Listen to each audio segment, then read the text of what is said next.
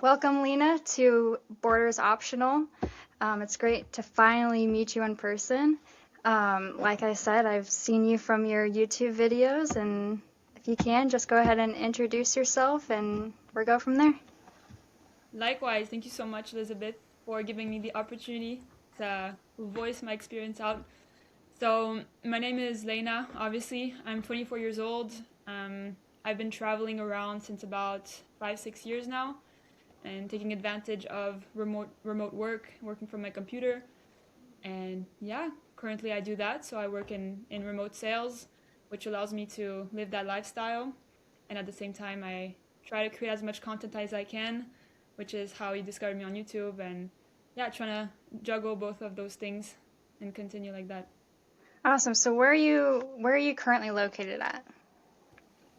Currently, I'm in Belgium temporarily because I'm having an operation and that's where I'm from. But usually yeah, I travel around. I can't really say I don't have a base. So when you travel, do you typically go for the warmer countries, or do you like the cold weather? Oh no, not the cold weather. No, no, no. Always warm, always warm. I grew up in Belgium. I mean, it's a pretty cold country. It rains most of the year, so I chase the sun. I think it has a huge impact on the culture, on the people, on life. And yeah, I mean that's where I find my happiness in warmer places. Yes, I agree. Like I said, I'm going to Indonesia, so warm weather is where I want to be. It's like I don't know what it is. It's just like having the sun hit you and being able to be outside and be like essentially free is just one of the best feelings, I think.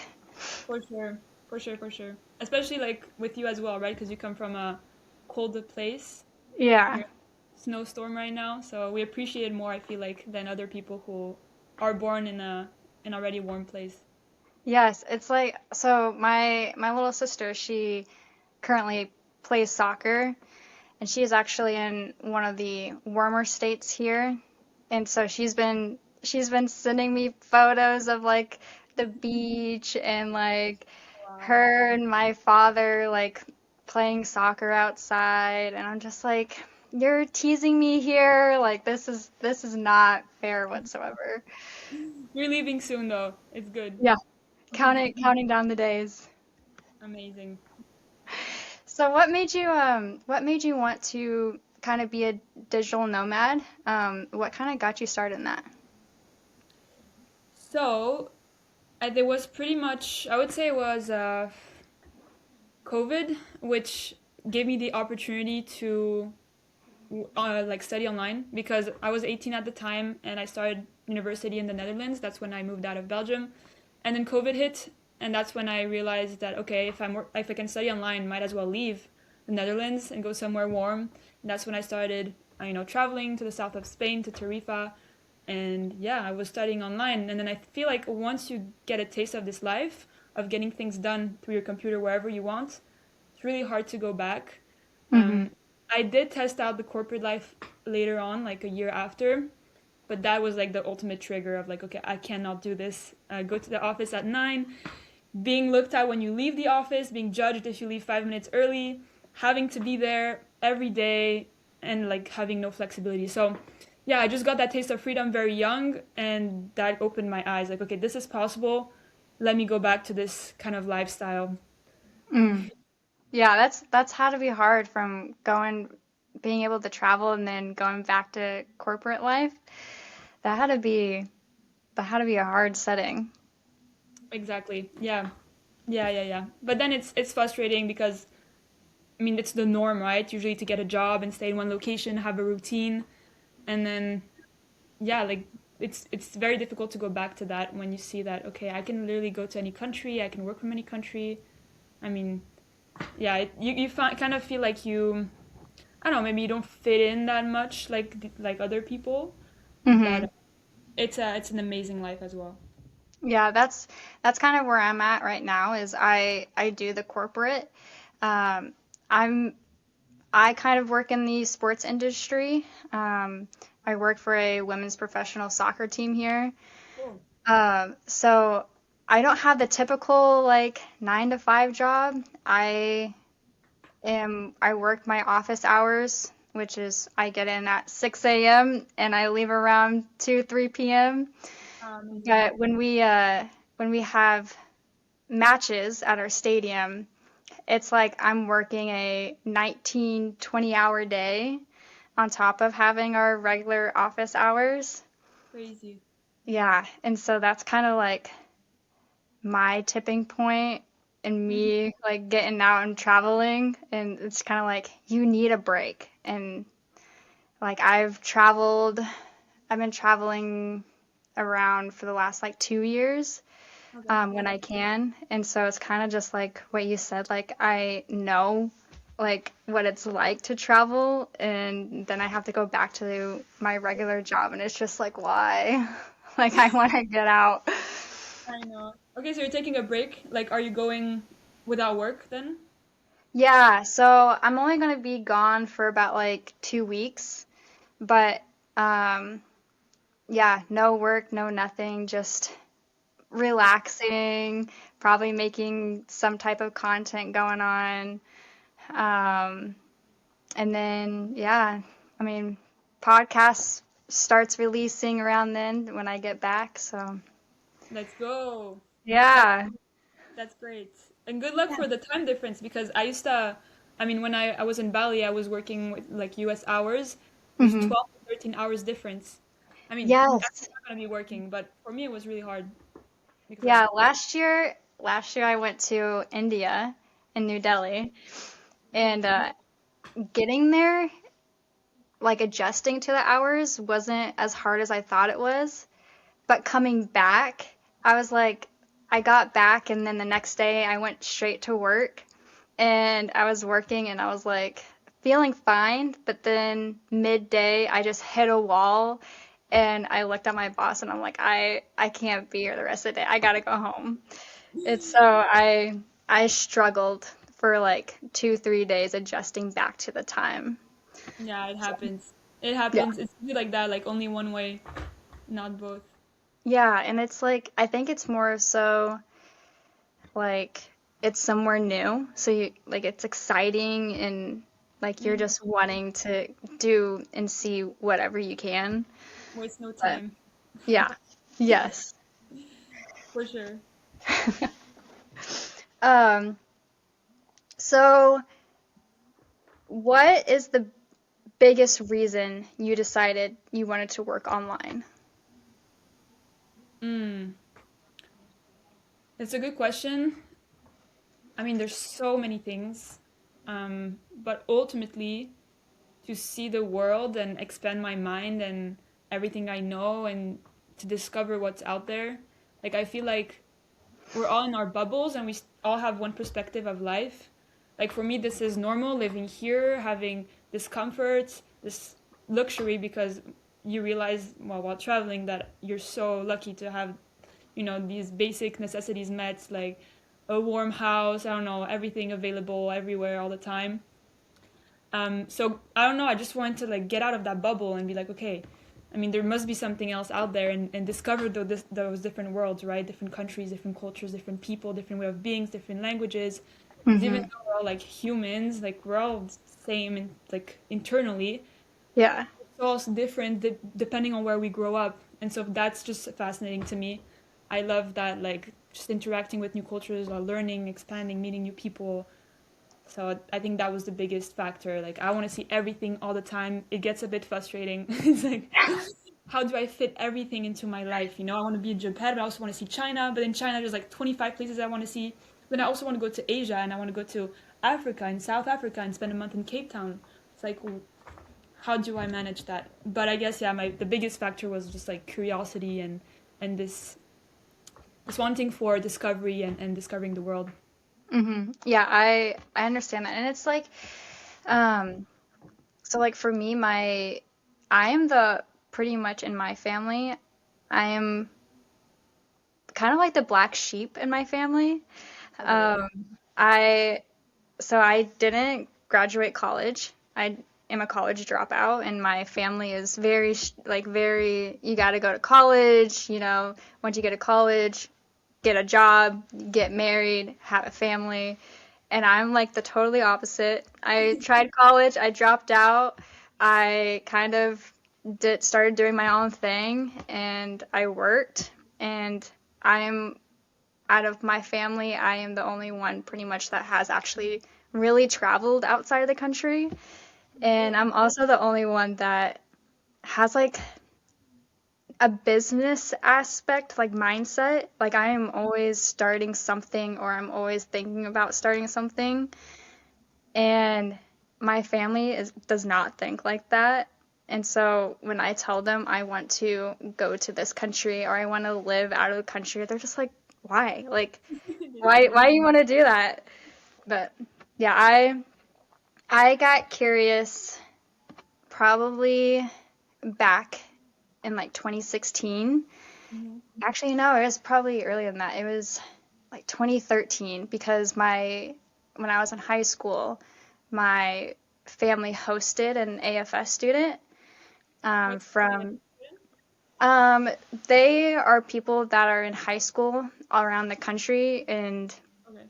from around the world, and we have programs here where they can come to United States for like one semester or a whole year and take high school classes here. Okay. Um, so we hosted one, and she was from Tokyo. Nice. And so learning from her and learning about her culture, and she was the one that introduced me to a whole bunch of different types of foods and told me about her life and stuff like that. And it's just like, wow, like you don't really realize what's out there until like either you see it, hear about it, or you actually go and do it yourself. And True. it's just like True. that kind of got me going. Like I like learning about other cultures. This is my time to, talk to other people, see what's out there, get going. So, I admire that. That's great. Most people are scared to take, make that first step, which is completely normal. But yeah, like yes. you have college, especially if you have a family that has high expectations in terms of like, societal norms and doing that, that's great. And following your heart, doing what's, you want to do is great. And I think ultimately when you do that, you also set an example and show others that this is possible. Like you create a Hmm. new reality that people can also inspire themselves from. So I love that. Great. Thanks. So when you're traveling, how do you handle your visas? Do you do them yourself, or do you use go like through an agency? I mean, to be honest, I don't ever have like any specific visa. I always go on the tourist visa. Hmm. It's enough. I usually stay in a place like maximum 3 months. Um, yeah, like for Brazil, you can stay 2 months and then extend it. For like Kenya, same, Indonesia as well. I think it depends on your passport as well. But I never had problems for short stays. So no, I don't have specific visas. I always go as a tourist and just extend. Do you, how do you find places to stay at? In terms of what, like hostels, hotels, or Yeah, so like when you go to different countries, like what is your main way of finding places to stay and things to do? so when I move around, there's usually a reason why I go to a place. Either someone recommended me that place or someone I know is in the area. So I always get guided in that aspect. So there's always like a recommendation. If it's somewhere completely new, in that case, I mean, it's pretty simple. It also depends if I'm working at that time or not. If I'm working, I have to make sure that I'm renting an Airbnb with Wi-Fi or on Booking. I don't know, whatever. As long as something is like clean and workable, then that's good. If not, if I'm not working, then I always take a hostel because I mean, you always want to meet people, especially Yeah. if you're new to a place. It's pretty hard. So, yeah, both depending on the situation. Have you ever, has it ever been hard when you were first starting to travel? Was it ever hard to transition from your life before into traveling?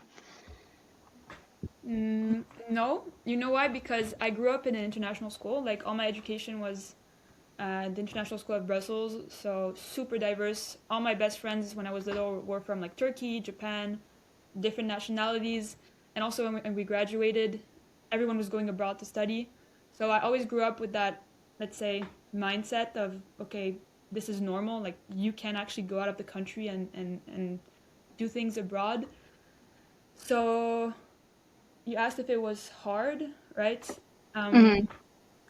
Not really. I mean, I always wanted to do that. I always had this like innate like adventure kind of spirit. So honestly, no, it wasn't hard. I always felt at home wherever I was going as long as I wanted to be there. Nice. So was there, with that being said,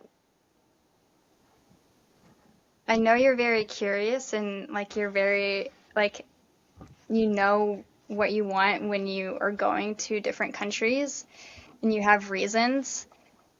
Was there ever a moment where you're just like wanted to give up and go back home? No, No. no, no, because you know why I think like people overly complicate travel and like can be very dramatic, but honestly, it's not. Like in our day and age, wherever you are, even if you're super far, in less than 24 hours you can go back home. Like it's just about booking a flight and having the money to book a flight.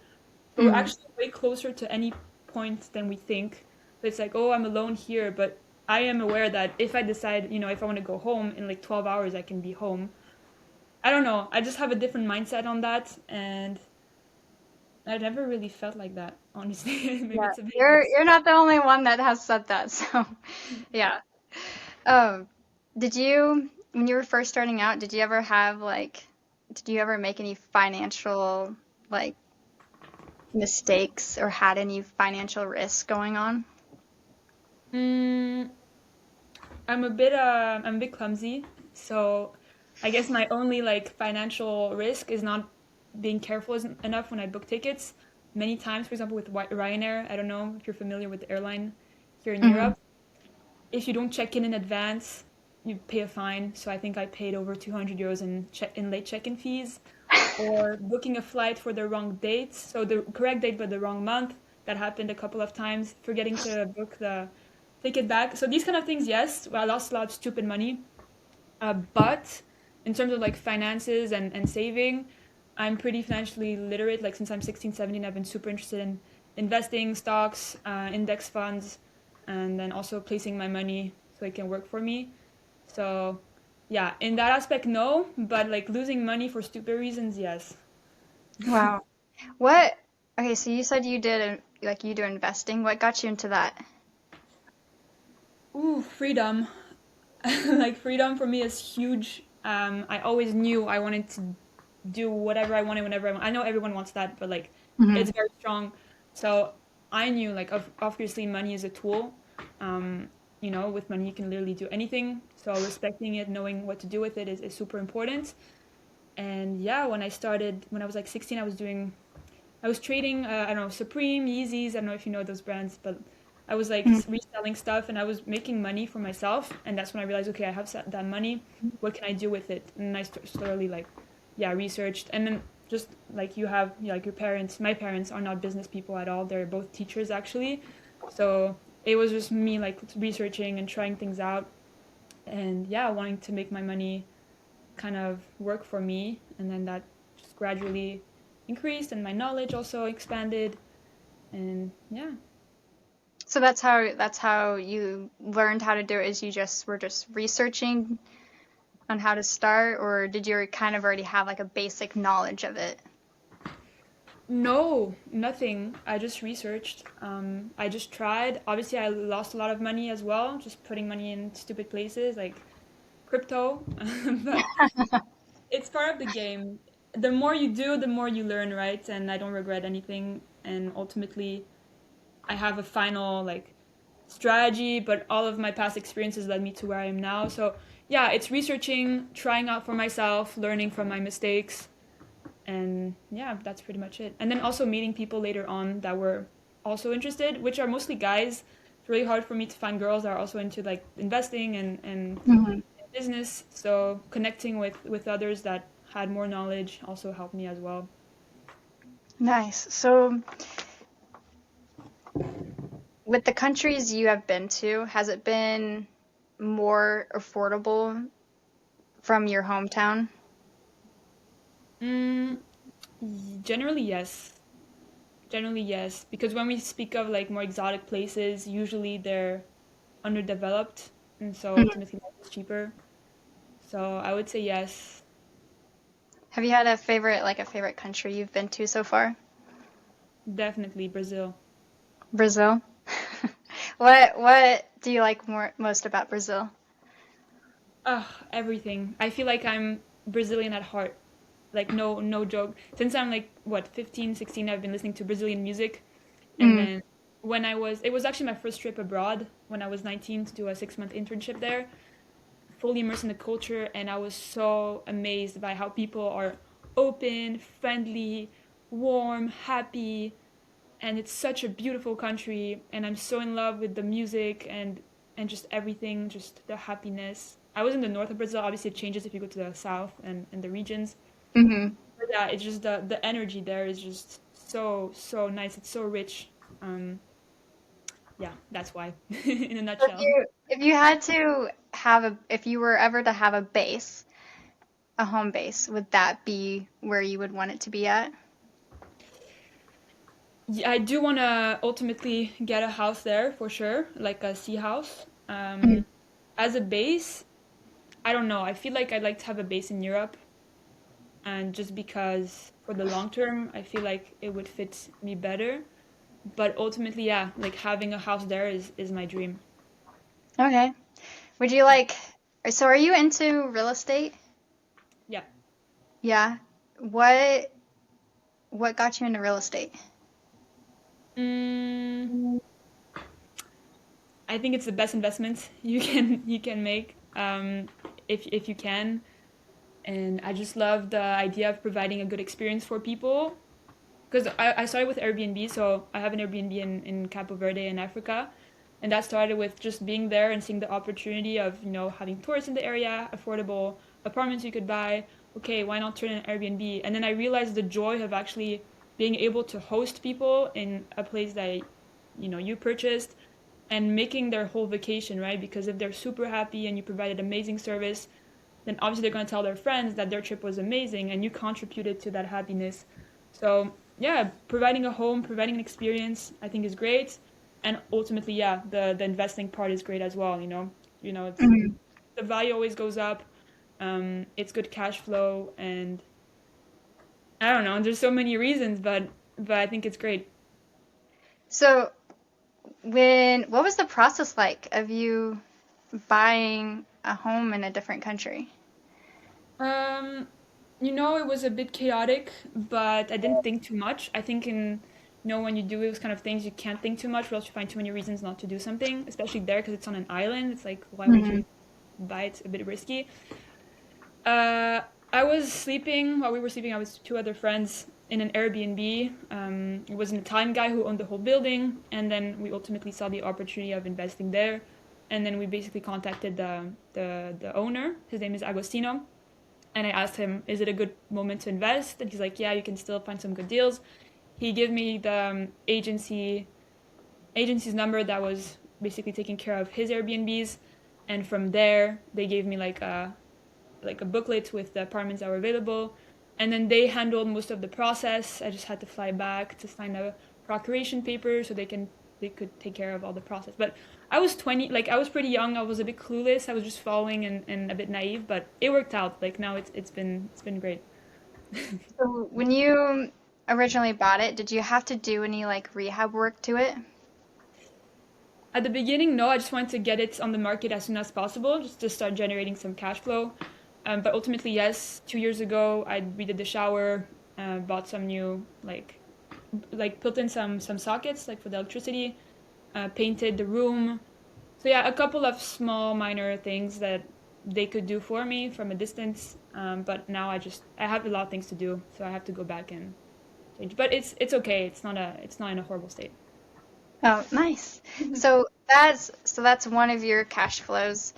Um, so what else do you do for income? So you've done investing, you're in real estate, you're in sales. Is there anything else that you do? Mm, mm, Side hustles. I mean, real estate is definitely something because you know there's shiny object syndrome where you're starting something and then there's like, okay, no, I can do this, or actually I can do that, and then you change all the time.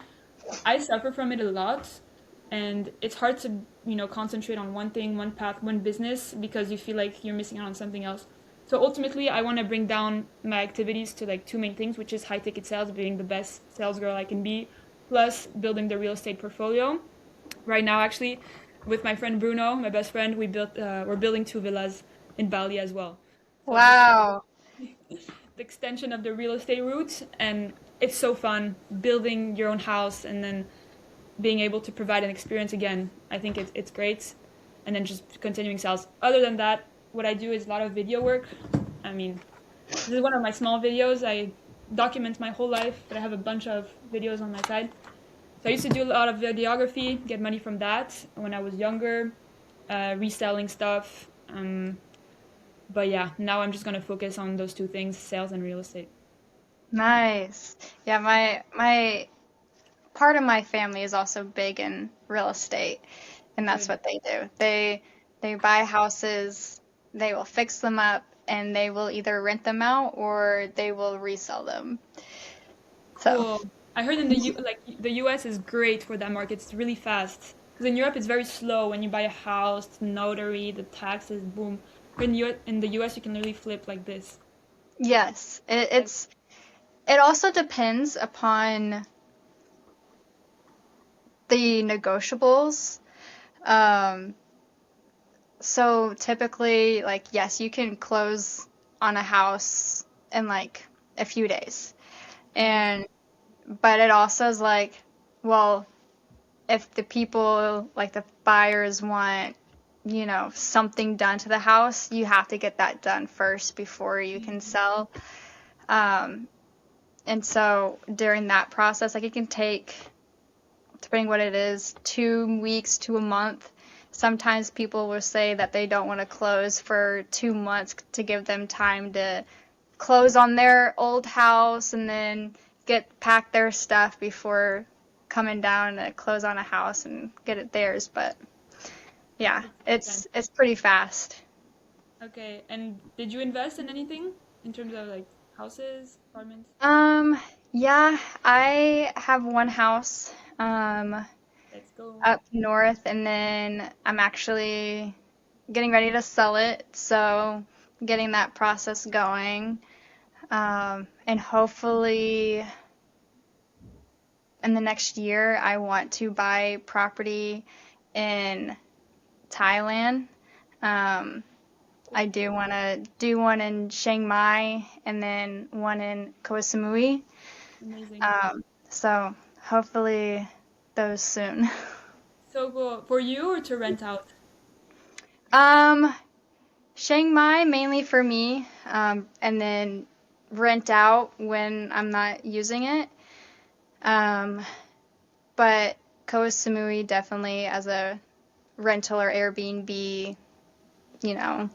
Um, definitely want to make it something for digital nomads and expats to Love it. like the affordable, because I know there's a lot that in other countries we have tourist tax, Mhm. which can make things more expensive. So, yes, it's more affordable when you're coming from other countries to, Thailand or something. Mhm. It's considered more affordable for a lot of people, but I would want to make it more more affordable, but still, make the profit. Great. That's an amazing project. Yeah. Um, have you ever had like a culture shock at all anywhere you've gone? Mm, Hard to say. Usually my culture shocks are pretty positive. Hmm. Like, wow, like they're so nice, in terms Yes. of hospitality. And like negative, I would never say it's negative, but positive, like for example, I don't know, in Oman, for example, I was lost in like a forest for some reason. I didn't find the path, and I saw this wooden cabin. I was like, oh wow, this is cool. I entered and it was actually an Airbnb, and there was a couple like renting on the Airbnb just on the balcony. If I walked in on this private space like in Belgium or wherever, people would be like, "What the fuck are you doing? Like, leave!" That would be Yeah. for real. And then there, they were like, "Oh wow, where are you from? Come." And then we sat down. I ended up being there for 2 hours. They wanted pictures with my drone. Took pictures of them. And yeah, like in Oman, I think in many Arabic countries, it's rude to just decline if they're inviting you. So, anyways, it was great. I just met them. They welcomed me, even though like I entered their private like property space, and they were so happy to host me. And yeah, that was great. Like I guess one culture shock from that moment, I would say, is that I had to delete the pictures of the girl. The man was like, "You cannot post this anyone. Nobody can see my wife. You have to delete the pictures." I guess that was like a shock, but ultimately it's just how their culture works, and there's no problem. But yeah, like super surprising, like really surprised in a positive way. Like it was great. That's crazy. That's awesome though. Yeah. Has anything, so besides that, has anything like, have you had anything embarrassing happen to you? mm, Embarrassing. I'd have to think about it, but from top of my mind, no, not yet. Not yet. Not yet. All right. So have you ever had any, I guess we call it like a celebrity moment? Have you had any of those in different countries? Mm, Actually, it's pretty funny. In Oman, I was there. I mean, like a month ago. It was so funny because I was vlogging because I'm gonna make a lot of YouTube videos from that trip. But a guy recognized me on someone else's story. So I was staying at a desert camp in the middle of the Romanian desert, and one of the hosts there is famous on Snapchat and Oman. I don't know. He like Mm. he's famous there, and so he took a video of me filming with my drone, and then one of the guys that I met in another village 3 days prior, randomly at a goat market, recognized me from the story and was like, "Oh, you met Lena." That was like it was pretty surprising because it was like, okay, like they're all connected and they just I mean, it's not a huge thing. It was fun. Yeah, that's cool though. I like sometimes it's like the communities can be so big, but also it's like everyone knows everyone in a sense. Um, yeah, I think connection. Like it's so sometimes when you have those moments, it's like, wow, like that connection, like that could have like led to something, or it always leads to something. So that's pretty Mhm. cool. Yeah, for sure. I mean, when you travel, you realize the world is smaller than you think. Mm-hmm. It happens so many times. You just cross someone you met somewhere else, then or they know someone and Yes. it's crazy. I guess because the community of people who travel is small, and the area, like the places where people go, are pretty like centralized. I don't know if it makes sense, but Yeah. you and me, we would probably go to the similar areas of the world. Yeah, but yeah, I don't know why, but yes, the world is smaller than we think in terms of Mm-hmm. people and that. Yeah. I so well last year when I went to India, I didn't have the connection part, but it is also mind opening when you go to different countries and like things happen and you're just kind of like, wow. So like for example, when I went with one of my friends, and as we walked around, I like there was a ton of people that would come up to us and ask for our photo, Mhm. or ask to like speak to us, and like we went to a zoo and little kids were just like pointing and like looking at us, and it's just like it's because like they haven't seen people that look like us. So like Mhm. I'm white, blonde hair, blue eyes, and it's just like they don't see that every day. So Yeah, that was kind of mind opening because it's just like when you think about countries, you don't realize what either how small their community is and where they're at to compare to like where my country is we have a whole bunch of different kinds of people that come from all over. And so mhm, it's normal to experience that and see that, where in other places it's not so much. It's kind of like, okay, it's kind of exactly. a learning moment also. So, That's the beautiful part of it, of traveling. You realize your perspective and your experience of reality is just one part of it, right? Like, yeah, hmm there's so many different yeah, perspectives that exist and realities. I had the same in Kenya, where we went to little villages, like in the middle of nowhere, taking local buses. People were like hmm so shocked. There they say muzungu if they see a white person. Like, they're like muzungu, muzungu. The expressions of their face was crazy. It's like literally first time they saw white people. Oh, Um, I but I yeah, like love those moments. yeah, yeah. It's so yeah. It's very it's shocking, but in a yeah. I don't know. It's a weird feeling. Yeah. It's nice, but it's also like for me, I'm also it's not really embarrassing. I'm an introvert, but I'm also an extrovert when I need to be. Hmm. And so when like things like that happen, it's kind of like puts me on the spot, and I'm like, oh, like I okay, get like you. I get but, you. yeah. Have you? Has there been any food that you wanted to try and you thought that you would like, but you didn't? Mm. That's a good question. But no, I like everything. I'd love to say no. I'd love to have a super good answer for this one, but I eat everything. Mhm, Apart from like, for example, like dog, I would not eat from the extreme food. Um, mhm. but not up until this date. Nope. Yeah, there's one fruit that I really want to try. It's I don't know what it's called, but it always pops up on my social media feed, and it's like a live like mini squid in a cup, and there's like seasoning at the end of the cup, and then it's still alive, and you put the squid in it, and it sucks up the juice, and you eat it. I didn't see that. Yeah, I really want to try it because I really like seafood, but I've also had octopus legs before, and I wanted to try it, and I didn't really like it. But I do want to try this. I don't think I'm gonna like it, but I don't It's know. great that you're open though. It's great that you're open.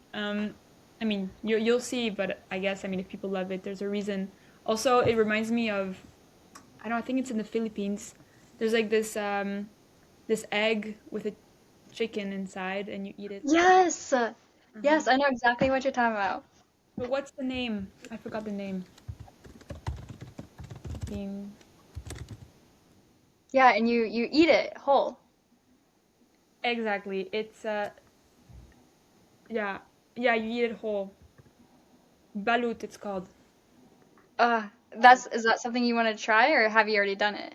I haven't been to the Philippines. A girl I met told me about it and that it's not that bad, but she told me you can feel the crunchiness of the back and like the bones, which is Uh, something I don't know if I would try. I think like right for the experience, why not? But no, uh, no. yeah, that's. I feel like that's something also I would try, and it's something that I don't know. Maybe it's like a texture thing. Exactly. You just don't have to think about it. Don't look at Yeah. it. Like, don't think about what you're eating. Um, yeah. I mean, it's like in Kenya, I went to a restaurant in Nairobi called the Carnivore. So cool because my dad went to the same restaurant like 30 years ago. But before they were serving giraffe, like zebra, like crazy animals. Now it's illegal. but you still get like ox balls, like liver from I don't know which animal. Um, Anyways, really really different kinds of food. Uh, like yeah, you were eating like testicles basically. Mhm. We tried it with my friends, and obviously when you don't think about it, it's not that bad. So yeah. Yeah. It's almost like drinks. Have you ever heard of the thing where if you're like drinking something and you don't like the taste of it, you pinch your nose and then you drink it? Yeah, yeah, Not kind of like that, but have to have the right mindset. yeah. Yeah. I guess eating is a bit more harsh because you feel the texture, but yeah, same Yeah. idea for sure. Um, so another question I had is, so you've been to a lot of different countries. Has there been any type of phrase or saying that has stuck with you and you still use it to this day? Hmm. You know what? Each time I leave a country, yes, but then as I go to another one, it just fades away. Hmm. Um, so yeah, until this day, no. Like obviously, if you're in Indonesia, you just say terima kasih, thank you, and it just sticks with you. Or in Brazil, um, I mean, yes, I would say yes, but not on the long term, unfortunately. Just because you get exposed to a new environment, so new vocabulary comes in, and then you just kind of forget about the rest. But yeah, no, not in the So long where term. you go, you try to learn. Do you like to try to learn the language or learn basic sayings of different languages wherever you're going? Yes, so that's a great question. I always want to learn the basics, but it depends because if I don't see myself living in that country on the long term, and I don't feel like there's an actual need for me to learn the language, I won't learn it. Mhm. Like I learn it if there's an actual need. Anyways, that's what I did with Spanish and Portuguese, and they've been super useful. But usually, yeah, I do try to learn the basics, just to say thank you and interact with the locals in the shop, just out of respect. Mm, but yeah, Yeah. I I try to learn basics also wherever I go. I also think it's so cute when you are talking to a local and you can say one thing in their language and it's just like it brings the brightest smile to their face. Like they are so happy that like they see you putting in effort. They see you like trying to talk to them and respecting like their culture and their language, and it's just like it's I really for me it's like a cute moment because it's like you don't see that here like in my country, like you don't have that, and it's so for you to experience that it's kind of like thanks. Like you see the effort. I agree. I agree. Especially, I don't know if you've been to Paris. No, not yet. I mean, they're pretty rude with with you if you don't speak French. Like even if you try, they're just gonna like ignore you, or they're pretty rude in general. So I do get the contrast. I mean, here in my country in Brussels, people are pretty nice, but nothing compared to, for example, Indonesia or wherever, where people are very appreciative of you making an effort and trying to connect. So yeah, there is definitely a big contrast. Yeah, I haven't been there yet, but um there is a show that I watch. I don't know if you know it. It's called Emily in Paris. Yeah, of course. Yeah. I was watching and it's kind of they have that kind of the same throughout the show. They kind of show that. So that's It's funny. true. It's true. It's true. Totally. Typical kids. Yeah. Have you um have when you're traveling, have you ever had a hard time like meeting people or making new friends? That's a super important question, and I think so many people can relate and will have the same answer that I do, but yes. And so I think it depends. When you travel for vacation and you backpack, it's a completely different vibe than if you travel and you work remotely and you actually stay in a place on the long term. Mm. Because if you stay and you backpack, it's so easy to meet people because people come and go and people are in the same vibe, like party, go out, and then they backpack together to another place, which is amazing. But when you travel and you're actually based somewhere, I think it's super difficult. It's super difficult, especially at our age, like to find, young people wanting to like work remotely, are ambitious, building their stuff, their business. For me Mm. as a girl, it's been extremely difficult. Actually, that's what I'm. It's my new project with my friend Mare that I actually met in Bali. So, stemming from that problem, I was like, okay, I'm in Bali. I'm hanging out with only guys. Like I was with my best friend Bruno, friend Alexi, like a bunch of guy friends. I was like, okay, then I have to find like girlfriends, like girls I Yeah. can also hang out with. Like, how do I meet them? So I ultimately messaged and DM'd this girl that I found on Instagram that was doing content. I was like, hey, I think we have the similar mindset. I'd love, to meet. I think we would get along, whatever. We met, and now we're creating this project together. That's we're gonna launch soon, and it's actually gonna be a project to solve that pain point, to Yeah. meet people and to bring people together that are in the same vibe, so that you can expand your network with like-minded people because it's super hard. Like especially as girls, I feel like since 2 years working abroad, traveling, I've had a lot of difficulty meeting girls my age with the same kind of mindsets. Hmm. So we're solving that soon. That's awesome. So yeah, um haven't been working on it recently. Um, but a friend of mine and myself, we also have been like working on something similar.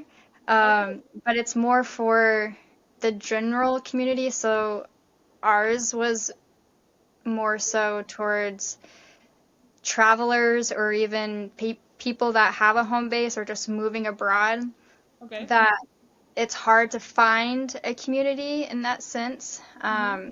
And so like ours is just like it's pretty much an app and a website, Nice. that people can see like clubs that are going on, so like a running club or like a crafts club, and or different events that are going on in their area, Hmm. and they can join it. They can create meetups, and they can also see other people's profiles of their age and what their likes are, um, so that you can talk to other people that are in your area, and being able to kind of create a community with wherever they are. And it can change for wherever you are. So if you're staying in Bangkok, and Hmm. then you go to Chiang Mai, or you go to Indonesia or Tokyo, like it will change and it will show you people around your area that will allow you to meet up and see everything Amazing. going on. That's really needed. I recently discovered the app Trip BFF. You know the Yeah, yep. That's yeah, pretty similar, but just only for people. And then there's the app Meetup, but then that's more like long term.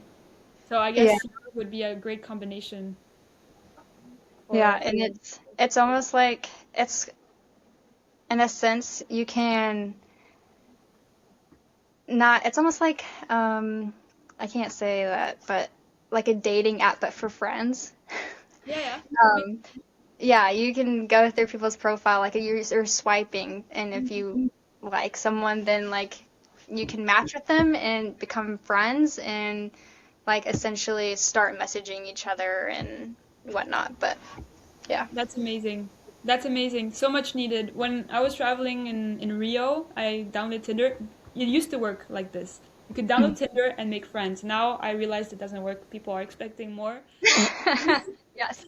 But when it does work, it's amazing. Like I was with my friend Alice, and we were in Rio. We met amazing guy. He showed us like across the whole city with his car. Super cool, and now we're friends. Like super nice. And so the power of the internet is huge. Like being able Yeah. to connect is amazing. It's amazing. But yeah, there's definitely a need for it. For us, it's more gonna be like retreats. So like a 6 day, 7 day retreat because we're all working online anyway. So everyone just comes to a big villa that we rent. And since our kind of like let's say demographic and vibe is pretty much we have similar interests. So eating healthy, working out, working, networking, learning. It's gonna be like a 6 day, 7 day, I don't know, to be defined, kind of like workshop, where you can Mhm. meet people like you, learn, be healthy, and ultimately grow yourself and your business. But yeah, I love Uh, it. that would be awesome. That's so cool. Yes, How long have yes. you guys been working on that? I mean, we got the idea when we met like a month ago or two, and now we're planning on like we're taking things more seriously. We're planning to do the first one in April, May. So we're organizing the whole branding, social media strategy, because when you already have like a profile, you're like an influencer, it's way easier because you already have the public and the credibility. So Yeah. we want to build it from zero. So to gain the trust, of strangers to actually, join, we have to figure it out how to do it because with AI, personal branding is super important. So we're trying to see how we can humanize the whole project. But yeah, we're in the process of kind of setting the base, and then I think it will be very fast as soon as we got it figured out. Yeah. Yeah. That's where we're at too, is marketing. 'Cause we're we're essentially like normal people, um, per se. Like for me, I think I have like 3,000 followers on my Instagram right now. Mm-hmm.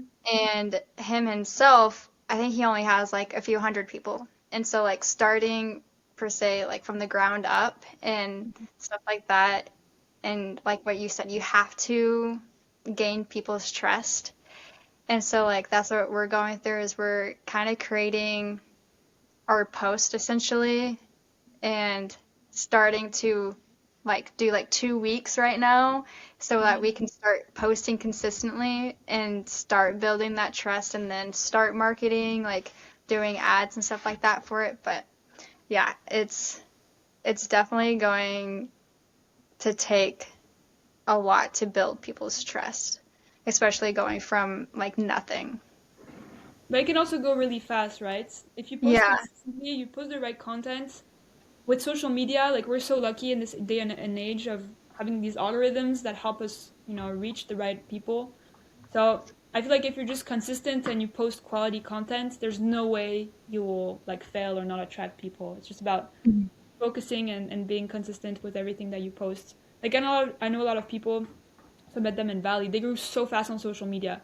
Even me, like on YouTube, I went from like 400 to 1,000 subscribers with one video. All it takes is Yeah. like one viral video that has a lot of attention, and everything can change. So, Hmm. anyways, I'm excited to see what you guys do. Since I follow you on Instagram, I'll see everything. Yeah, same goes for you. I'm excited.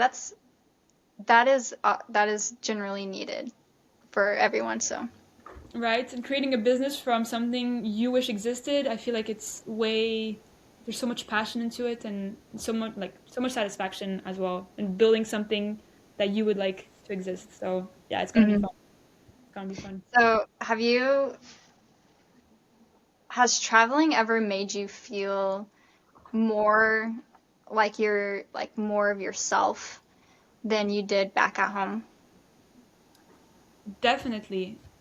Definitely. I feel like when you're at home, you have a lot of like triggers, um, maybe that shape your identity. So like you're supposed to be that way, or you identify with things. So you kind of keep yourself in, I don't know, how like the same box, or it's easier in my perspective than like to be this person that people expect you to be because also you're around people that you know. But when you're in a new place, you're exposed to a new environment, and it's just like you have to build yourself from zero in a sense. Like there's no one to tell you who you are. You can reinvent yourself at any moment. Um, so yeah, I think definitely. I mean, sorry, I forgot what you were asking. You're fine. No, you're good. Um, yeah, that answers my that question. Very good. Yeah, I agree though. I I also have felt like that. And like other people that I've also interviewed, like they have also said the same. That they have felt more like themselves while they are traveling than they do back at home.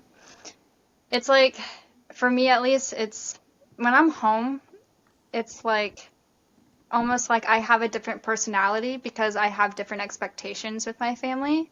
Hmm. And Exactly. um and like when I'm traveling, like I'm not worrying about like certain things and certain aspects. I'm just myself. I can think Exactly. how I want to think. I can be who I want to be. I don't have pressure to be a certain someone. For sure. Um, but yeah, it's also more like I can live. I don't know if that makes sense, but like I Like you can't can, stay inside your home. No. Okay, no, but no, I know what you mean. yeah, no It's just like expectations for anything. exactly, and you learn so much about yourself as well because you're put into different situations. So you learn like about how you react, what you like, what you don't like. There's no comfort in a sense, you know. You kind of have to put yourself out there, which is great Yeah. because you become more adaptable. And there's so many benefits. I think there's not one single negative aspect of going somewhere new and experiencing a new environment. Yeah, I mean, like, even here for my job, when I first started, um, I told them about it and what I was supposed to be doing, and they were like, "You're gonna like that? Like, you don't seem like you're gonna like that. Like, you're gonna have to be up in front of thousands of people. You're gonna have to talk to random people." And I'm like, "No, like, I want to do this. Like, I'm gonna do it." No way. And they're like, "Are you sure? Like, that's not really who you are." And I'm like, I will be fine. That's insane. Yeah. It's really easy to get back into like those kind of mindsets subconsciously. Like even when I'm at home, vs when I'm with my friends who are in the same, vibe as me and same interests, just the thoughts and what, my friends from here or my parents tell me subconsciously, I feel like it affects me, like, oh, you sure this is not possible? You know what I mean? So it's like, Yes. no, no, but it does make me doubt myself a little bit. That's why environment is so important. Like choosing where you want to be and around the right people, the right place, it has a huge effect on you. Yes. I 100% agree with that. That is something that is constantly going through, like, going on me is my family's. Because I do honestly care what my family and friends think. Hmm. And so, like, when I tell them certain things, it's like, they're like, why? Or, like, are you sure like, you're gonna want to do that? Or like, how are you gonna do that? And I'm like, look, I may not have all the answers right now. Yes, this is what I want to do, Hmm. and like I'm gonna do it. And that's Good, like good, it's good. it kind of brings you down a little bit, but then it's also like I'm gonna prove you wrong, kind of. Exactly. Use Yeah. that fuel. Yeah. But you also have to have the right personality for that because I don't feel like everyone will react that way, you know? Um, Yes.